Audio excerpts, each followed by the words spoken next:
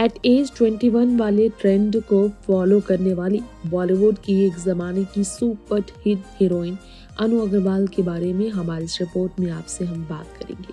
जैसा कि आपको पता ही है, आशिकी फिल्म से सुपर हिट होने वाली अनु अग्रवाल ने कैसे सुपर हिट फिल्म करने के बाद बॉलीवुड में दूरियां बनाने को लेकर कभी सोचा भी नहीं था, मगर उन्हें ऐसा करना पड़ा। ये उनकी मजबूरियां थी।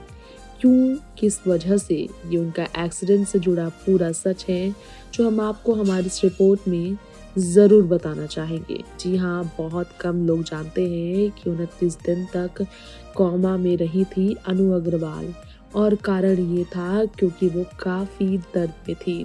उनके चेहरे का पूरा लुक बिगड़ गया था। उन्होंने खुद बताया था कि कैसे ट्रॉमा से वो गुजरी थी, बिस्तर पर पड़ी थी। उनकी आधी बॉडी पैरालाइज्ड थी। पैरालाइज्ड स्टेट में वो सर्वाइवल के लिए तड़प रही थी। कोमा में वो ऐसे थी मानो वो जिंदा है ही नहीं। और चमत्कार हुआ कि 29 दिन बाद वो वापस कोमा से बाहर आ पाई। उन्हें लगता था शायद वो कभी कोमा से बाहर नहीं आ पाएंगी। किसी ने नहीं सोचा था कि वो खड़ी भी हो पाएंगी, लेकिन वो पॉजिटिव रही। और कोमा में रहने पर उनकी बॉडी की एक्सपीरियंस कितनी दर्द भरी थी वो बता नहीं सकती। मिलियन पीसेस में उनकी बॉडी टूटी हुई थी और मल्टीपल फ्रैक्चर्स उन्होंने सफ़र किया था। इसी का नतीजा लोगों ने ये सोचा कि श्योर है कि वो शायद सर्वाइव भी ना करें। लेकिन जिस दिन वो जागी, मानो उनको नई जिंदगी मिली, उनका दूसरा जन्म हुआ। सालों लगे उन्हें बाउंस बैक करने में, और एक्टिंग की दुनिया में फिर कदम रखना, एंटरटेनमेंट के बिजनेस से जुड़ना फिर उनके लिए नामुमकिन जैसा था। काफ़ी समय लग गया था, और इसलिए बॉलीवुड उनका सुपर मॉडल्स का इस लुक में स्वागत शायद नहीं करती।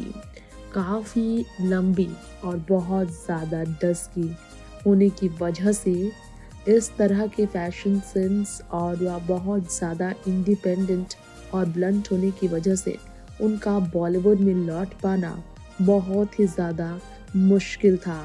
लोग नहीं समझ पा रहे थे कि वो किस चीज़ से गुजर रही थी। उन्होंने ये कहा था कि वो समझ गई थी अपने दिल की सुननी पड़ेगी और खुद को सेल्फ डिपेंडेंट बनाने के लिए दूसरी दिशा में काम करना पड़ेगा।